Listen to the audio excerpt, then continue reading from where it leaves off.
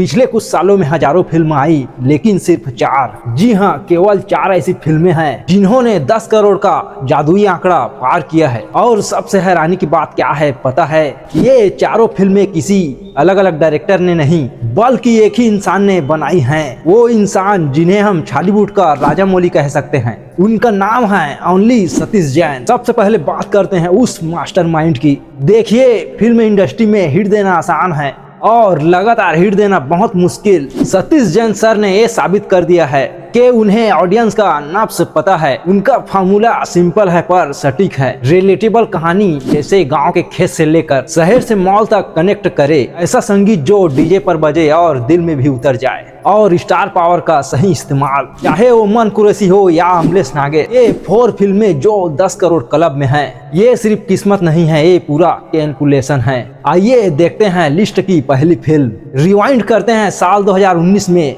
Market थोड़ा ठंडा था, लोग कुछ नया ढूंढ रहे थे। तब एंट्री होती है हंस झन पगली फंस जावे के। Director Satish Jain, star cast chocolatey boy Mann Qureshi और खूबसूरत अनुकृति चौहान।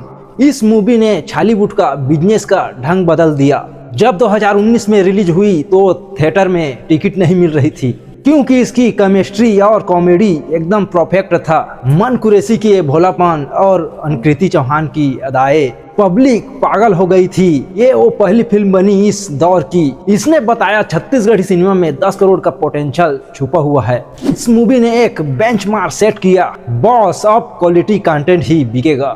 अब आते हैं 2023 में। कोविड के बाद एक इंडस्ट्री को बूस्ट की जरूरत थी और सतीश जैन सर ने अपना ब्रह्मास्त्र निकाला। फिल्म थी ले शुरू हो गई मैक कहानी। यहाँ सतीश जैन ने लगाया मास्टरमाइंड दिमाग। उन्होंने कास्ट किया छत्तीसगढ़ का सबसे बड़ा यूट्यूबर को, कॉमेडी स्टार अमलेश नागेश को, और उसके साथ थी सुपरस्टार एल्सा घोष। ये 10 करोड़ क्यों कमा पाई?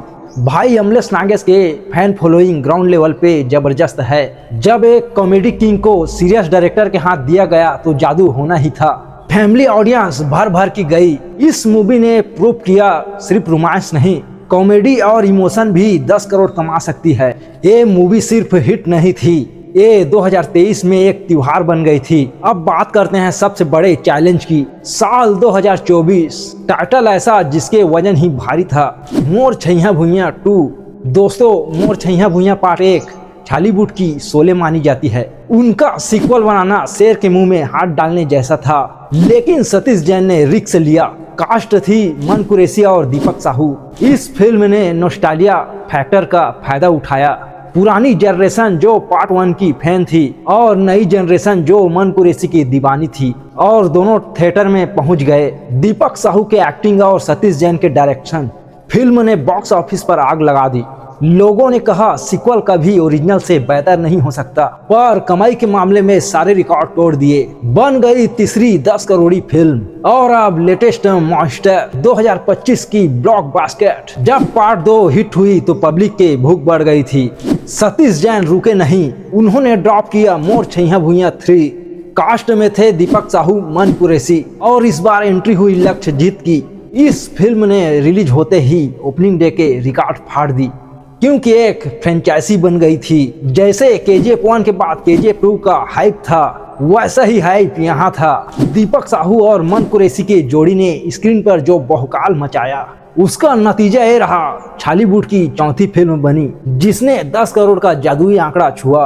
ये फिल्म सबूत है कि बॉलीवुड अब यूनिवर्स बिल्डिंग और सीक्वल मॉडल बॉलीवुड को टक्कर दे रहा है। तो दोस्तों, नतीजा साफ है, बॉलीवुड में पैसा है, ऑडियंस है और टैलेंट है। लेकिन फिलहाल बॉक्स ऑफिस की चाबी सिर्फ एक आदमी के पास है, सतीश जैन। 4 फिल्में 10 करोड़ से ज्यादा हर एक फिल्म, टोटल डोमिनेशन। क्या कोई और डायरेक्टर सतीश जैन का रिकॉर्ड तोड़ पाएगा, या फिर मोर छैया भुइयां 4 आकर नया रिकॉर्ड बनाएगी?